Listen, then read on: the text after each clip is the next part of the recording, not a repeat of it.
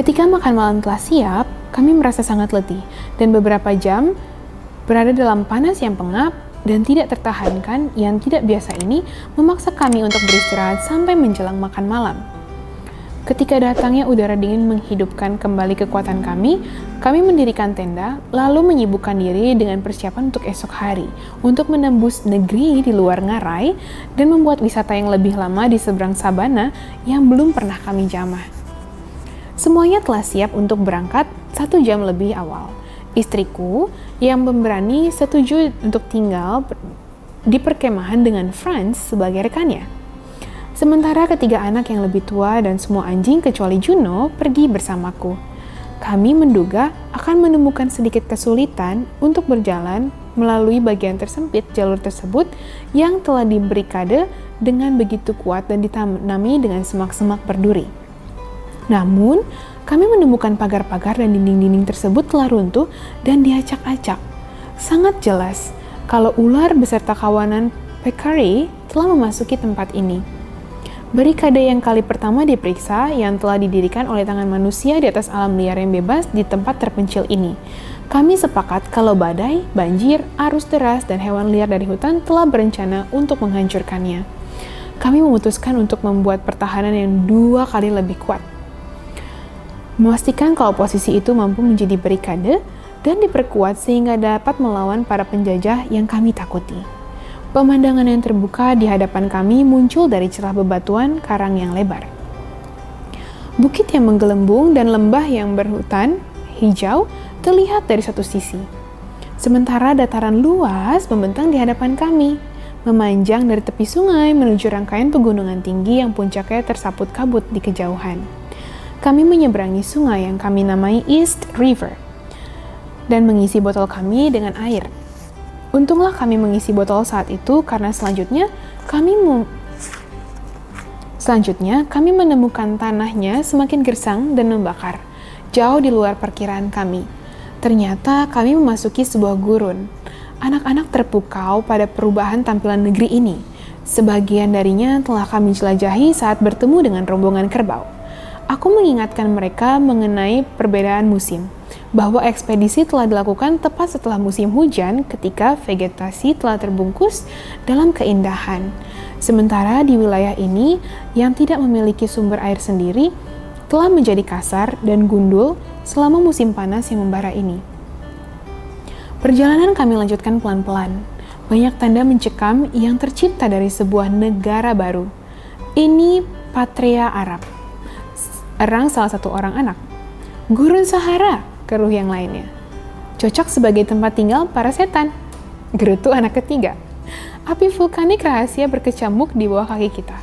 Bersabarlah, kawanku yang baik, seruku. Kalian terlalu mudah berputus asa. Lihatlah ke seberang jalan yang melelahkan ini. Di sana terdapat pegunungan besar yang tebingnya sudah membentang di depan untuk menyambut kita. Siapa tahu kejutan apa yang menunggu kita di tengah-tengah lereng curam mereka? Aku sendiri berharap menemukan air, rumputan segar, pepohonan, dan tempat beristirahat yang menyenangkan. Kami semua merasa senang dengan beristirahat di bawah naungan batu gantung yang kami datangi meskipun jika memaksakan diri berjalan lebih baik, kami mungkin akan mencapai tempat yang lebih nyaman. Melihat ke belakang ke arah Gap, kami memperhatikan keanehan yang kontras dari negeri tersenyum yang dibatasi sungai dan negeri yang gersang. Dataran monoton yang telah kami lalui. Setelah memandang pemandangan dari kejauhan itu, kami mengeluarkan perbekalan. Saat sedang sibuk menyantapnya, Nips, rekan setia kami, tiba-tiba mulai menghirup dan membawi dalam cara yang sangat konyol. Akhirnya, dengan pekikan yang kami kenali sebagai ekspresi kegembiraan, ia pergi dengan kecepatan penuh diikuti oleh semua anjing, naik ke semacam lembah di belakang kami. Kami membiarkan mereka menjalankan rencananya sendiri dan menikmati kenyamanan tempat ini, tidak terlalu peduli pada imajinasi si berandalan kecil di dalam kepalanya. Ketika kelaparan agak mereda, Fritz sekali lagi mengedarkan matanya menuju dataran yang menghampar di hadapan kami, dan setelah menatap tajam sejenak, ia berseru, "Mungkinkah yang kulihat ini? Ada sekelompok penunggang kuda berkendara dengan kecepatan penuh menuju kita." Mungkinkah mereka orang-orang Arab gunung liar? Arab, anakku? Tentu saja bukan. Tapi ambillah teropong dan lihat mereka baik-baik.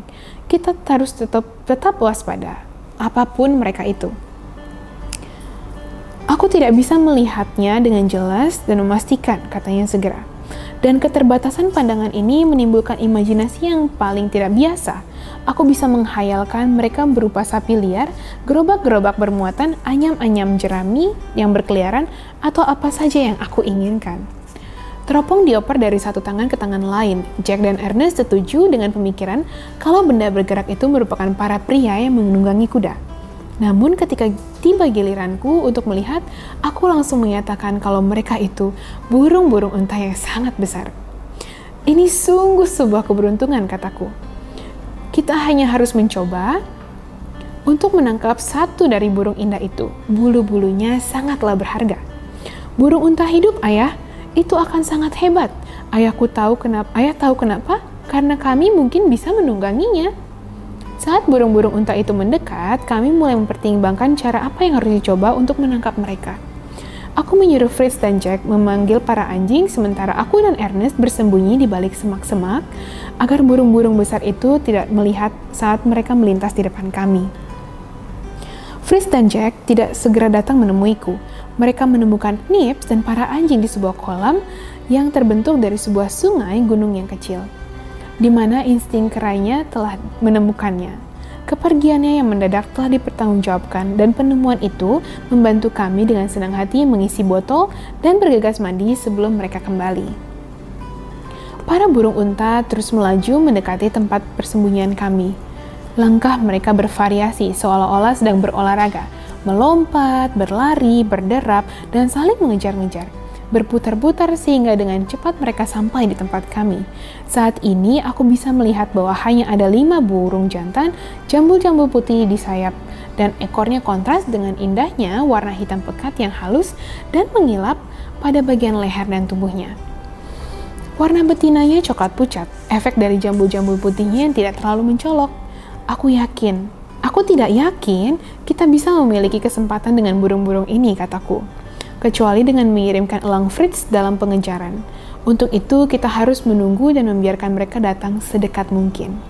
Kalau begitu, dengan cara apa burung-burung unta itu dapat ditangkap oleh para penduduk asli gurun Afrika? Tanya Fritz. Terkadang dengan mengejarnya dari atas kuda. Namun, kecepatan mereka luar biasa hebat, sehingga bahkan harus dilakukan dengan siasat. Ketika burung-burung itu dikejar, mereka akan berlari selama berjam-jam dalam lingkaran luas. Si pemburu berderap di belakang mereka, tetapi digambarkan di dalam lingkaran yang jauh lebih kecil sehingga bisa mempertahankan langkah untuk waktu yang lebih lama. Menunggu untuk membuat serangan sampai burung itu kecapean. Dari kaum Bushman, si pemburu kadang menyelubungi diri mereka dengan kulit burung unta. Kakinya menjadi burung-burung itu, dan lengannya membentuk kepala dan leher untuk meniru gerakan burung ketika makan. Upaya gigih si pemburu yang demikian itu mampu membuat mereka masuk ke dalam kawanan burung unta, lalu menembaki mereka satu persatu dengan panah.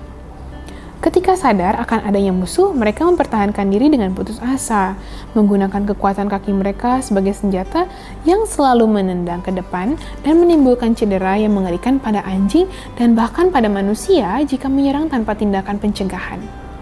Tapi, sekarang kita ambil posisi dan tetap berdiri diam dengan sempurna demi burung unta yang akan kita tangkap hidup-hidup.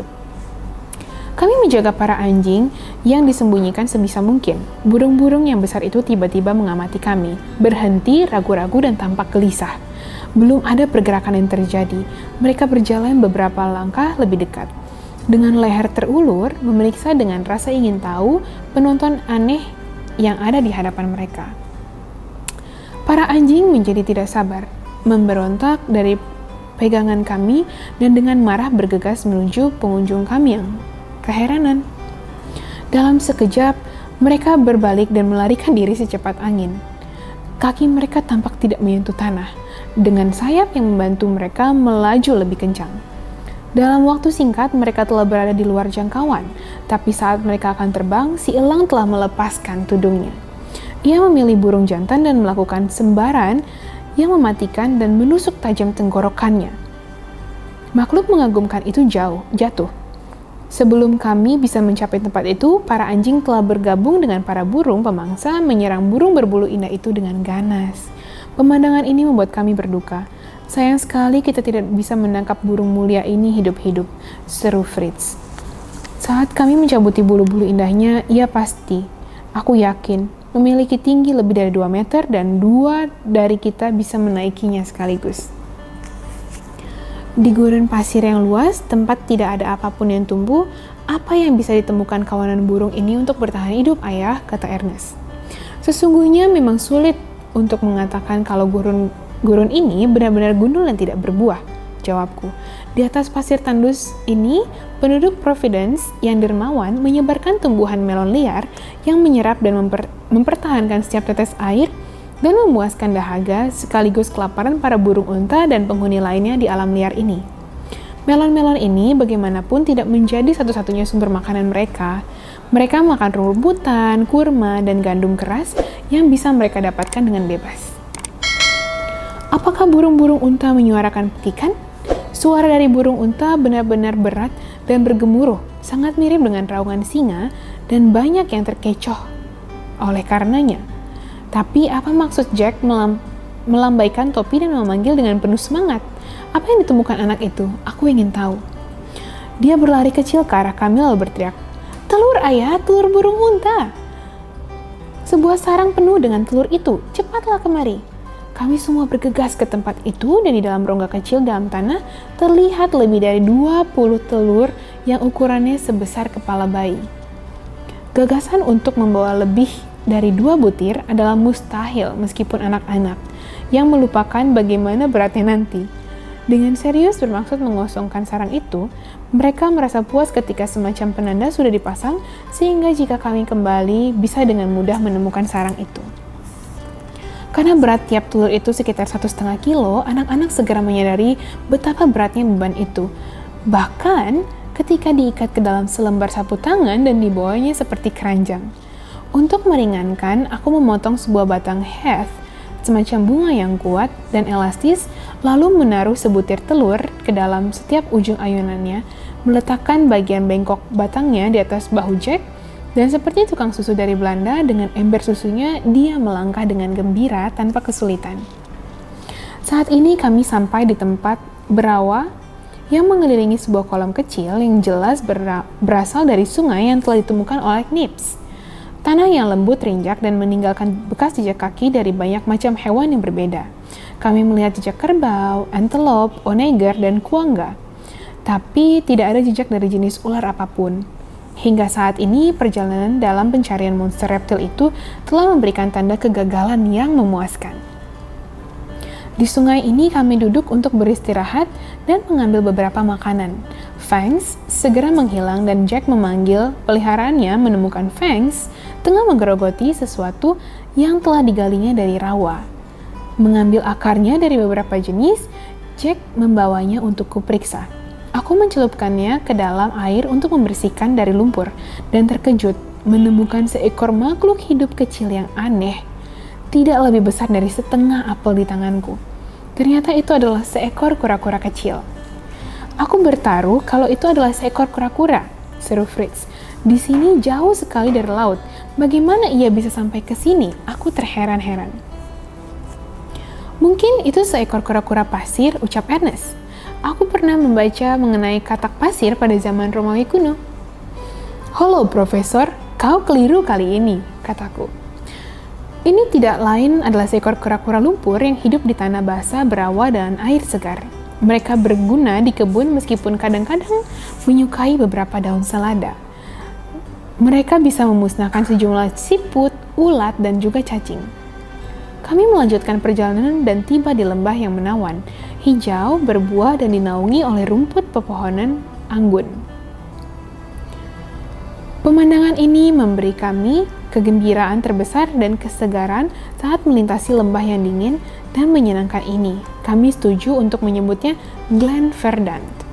Di kejauhan, kami bisa melihat kawanan antelop atau kerbau sedang makan. Tapi, karena para anjing kami terus-menerus mengembara jauh di depan kami, mereka segera berlari dan satu persatu menghilang ke ngarai sempit yang terbuka dari lembah.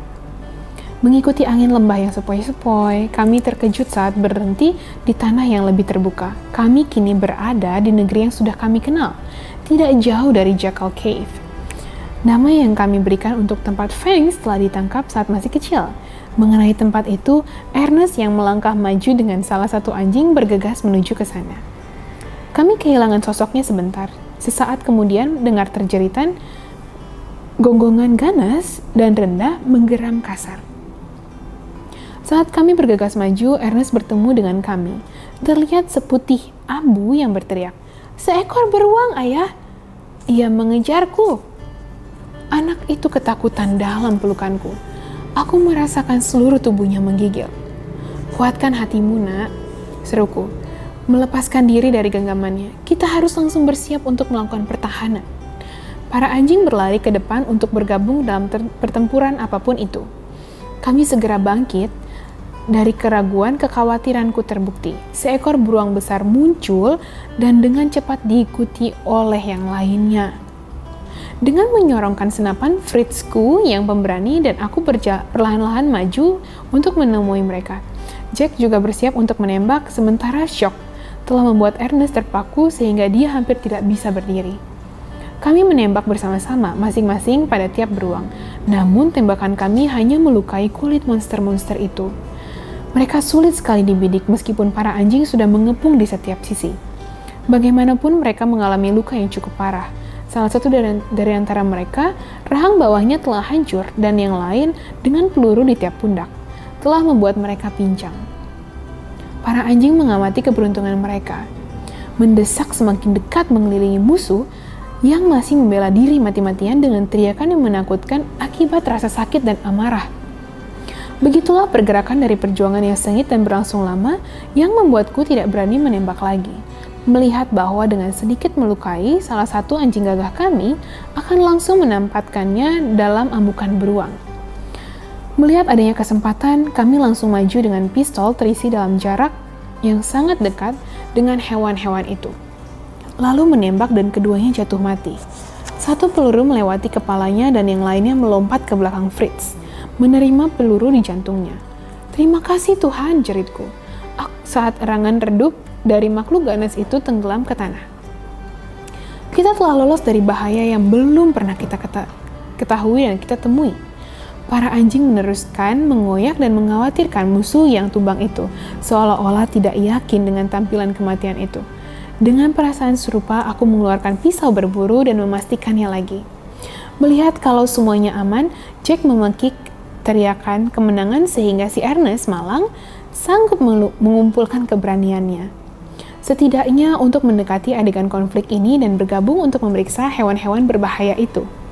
Saat mereka terbaring tak bergerak di depan kami, setiap titik benar-benar menarik. Luka, gigi tajam, cakar kuat, leher, dan bahu mereka yang luar biasa kuat semuanya dilihat dan dikomentari. Dan mengamati kalau rambut coklatnya yang lebat berujung dalam warna putih yang mengilap. Kemudian mereka ini beruang perak. Kemungkinan mereka ini adalah beruang perak yang disebut dalam perjalanan Kapten Clarke ke pantai barat Laut Amerika. "Ya, anak-anakku," kataku. "Jika kita gagal mendapatkan jejak ular, setidaknya kita terbebas dari beberapa bahaya lain. Mereka ini satu hari bisa saja membuat kita celaka. Apa yang harus kita lakukan selanjutnya?" Menguliti mereka tentu saja," kata Fritz. "Kita harus memiliki sepasang karpet kulit beruang yang mewah. Karena proses ini akan memakan waktu dan malam mulai menjelang, kami menarik bangkai besar itu ke dalam gua mereka untuk menunggu kedatangan kami kembali, menyembunyikan mereka dengan dahan pohon dan memagari pintu masuknya semampu kami. Telur-telur burung unta juga kami tinggalkan, tersembunyi di dalam lubang yang berpasir. Saat matahari tenggelam, kami mencapai tenda dan dengan senang hati bergabung dengan istriku dan Franz.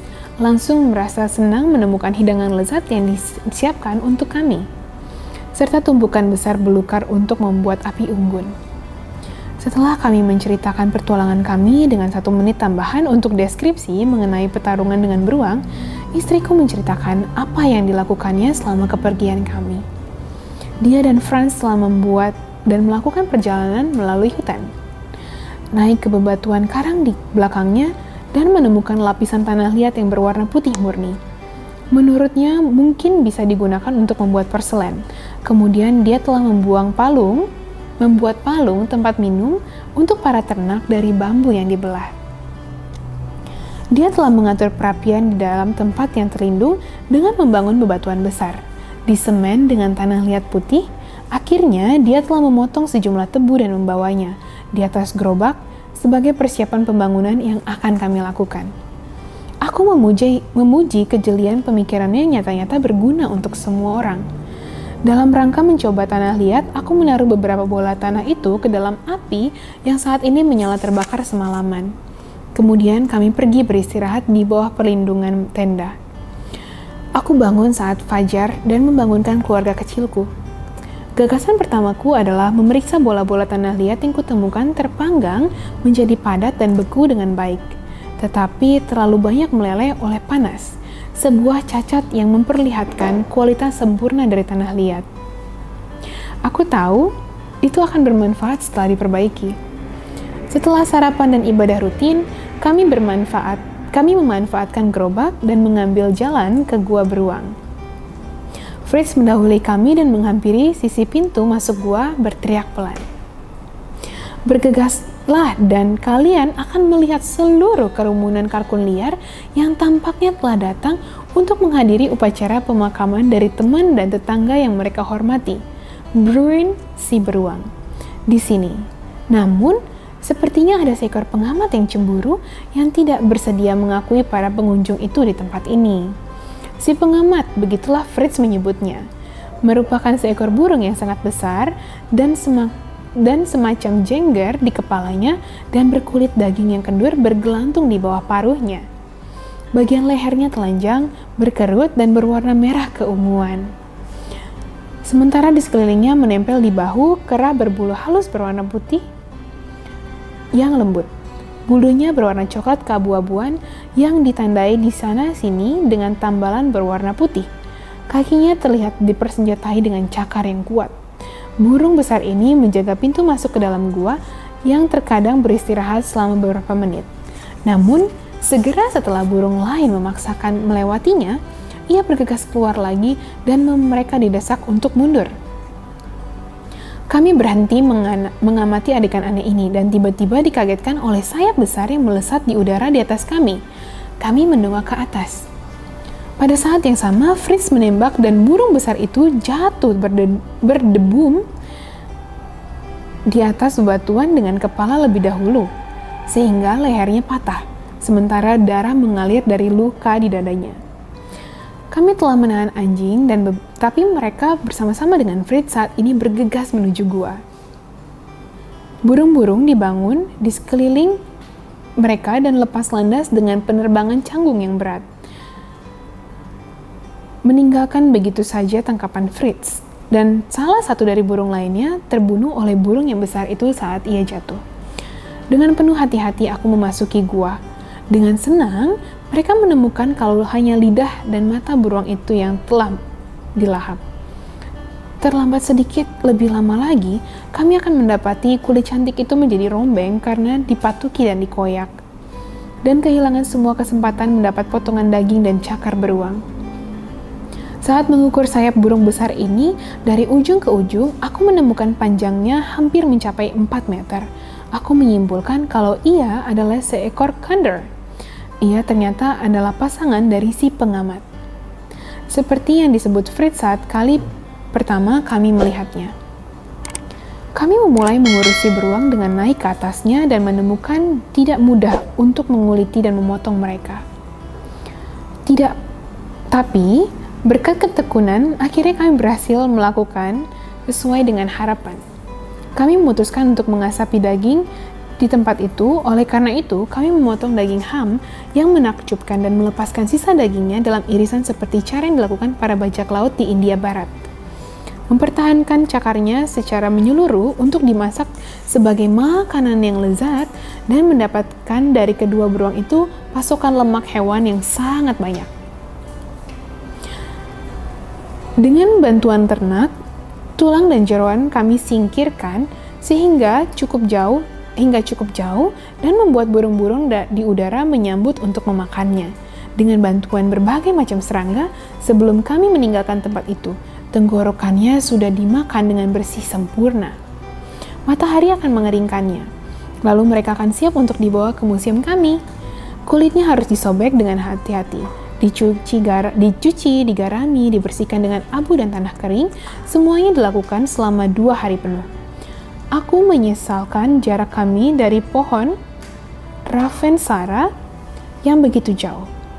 Padahal dedaunannya telah membumbui pekari panggang kami dengan sangat baik. Ketika aku mengamati belukar yang telah anak-anak bawa dari semak-semak belukar di sekeliling kami, tumbuhan merambat dan daun-daunnya memiliki aroma yang sangat kuat. Batangnya mirip dengan tanaman anggur dan buahnya tumbuh bergumpul seperti kismis. Beberapa berwarna merah dan beberapa berwarna hijau yang seharusnya menunjukkan berbagai tingkat kematangannya. Mereka keras dan kulitnya cukup tipis. Aku mengenali tumbuhan tersebut sebagai lada, penemuan yang menggembirakan terutama pada saat ini. Anak-anak segera mengumpulkannya dalam pasokan besar. Buah yang merah direndam dalam garam dan air selama beberapa hari, kemudian dicuci dan digosok, dan akhirnya menjadi putih sempurna yang dikeringkan di bawah matahari. Perlakuan untuk buah yang hijau sederhana hanya dipaparkan di bawah panas matahari selama 1 atau 2 hari, kemudian disimpan. Dengan cara ini, kami mendapatkan pasokan yang cukup, baik lada hitam maupun lada putih. Lada putih membutuhkan waktu yang sangat lama. Aku juga mengambil sejumlah tumbuhan mudanya sehingga mungkin kami bisa menanamnya di Rockburg dan berbagai pemukiman kami lainnya. Beberapa akar dari tumbuhan lain juga diambil yang dari kulitnya terlihat seperti jenis kacang-kacangan. Kami senang dengan kesibukan ini.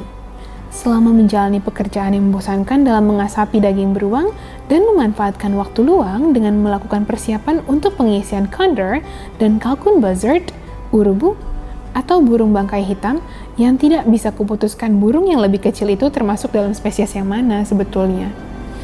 Keempat anak itu akhirnya mulai menjadi sangat bosan dengan tidak adanya kegiatan sehingga aku memutuskan untuk membiarkan mereka melakukan wisata sendiri ke sabana. 3 hari mereka menyambut izin dengan penuh semangat, tetapi Ernest berkata kalau dia lebih memilih untuk tetap tinggal bersama kami dengan alasan kalau ekspedisi ini sepenuhnya untuk bersenang-senang. Aku tidak bisa berkeberatan atas keengganannya. Di sisi lain, si kecil Franz yang lebih kuinginkan untuk tetap tinggal bersama kami malah begitu bersemangat untuk pergi bersama kakak-kakaknya. Aku terpaksa setuju karena telah mengusulkan secara terbuka kepada semua dan tidak bisa menariknya kembali. Dalam semangat paling tinggi, mereka berlari untuk membawa tunggangan mereka. Karena kami telah memaksa ternak kami sebagai tunggangan mereka dari padang rumput yang jaraknya tidak jauh. Dengan cepat mereka dipasangi sadel, tali kekang, kemudian dinaiki. Ketiga pemuda itu siap untuk berangkat. Memang keinginanku bahwa anak-anakku harus mengembangkan kebiasaan mereka untuk berani dan bebas. Seperti yang ku ketahui dengan baik bahwa mungkin saja Tuhan berkehendak untuk memisahkan mereka dari orang tuanya. Sehingga tanpa adanya semangat kemandirian yang giat, posisi mereka akan benar-benar sulit. Fritzku yang pemberani memiliki kualitas yang tinggi dalam hal ini. Kepadanya lah aku menyerahkan perlindungan adik-adiknya, memerintahkan mereka untuk mengikuti dan mematuhinya sebagai seorang pemimpin. Mereka dipersenjatai dengan baik, menunggang dengan baik, memiliki sepasang anjing yang baik, dan dengan sepenuh hati aku memberkati mereka. Tuhan melancarkan dan memberkati kalian anak-anakku. Kami yang tetap tinggal melewati hari dalam berbagai kesibukan yang berguna. Daging beruang yang diasapi dalam gudang pengasapan sama seperti yang kami lakukan pada daging ham peccary. Menyita cukup banyak perhatian dari istriku. Ernest memiliki gagasan untuk membuat cangkir hias dari telur-telur burung onta. Sementara aku memeriksa interior gua. Aku menemukan dinding-dinding dalam terdiri dari semacam bedak, bercampur dengan untaian asbes dan juga terindikasi mika. Setelah memeriksa lebih lanjut, aku melepaskan sebuah balok besar dan dengan gembira mereka menemukan kalau aku bisa memecahkannya menjadi lembaran-lembaran transparan jernih yang akan bermanfaat untuk menjadikan kaca jendela dengan mengagumkan. Istriku sangat senang melihat pengganti kaca ini dan menyatakan meskipun dia tidak pernah mengeluh kalau dia betul-betul membutuhkan kaca jendela.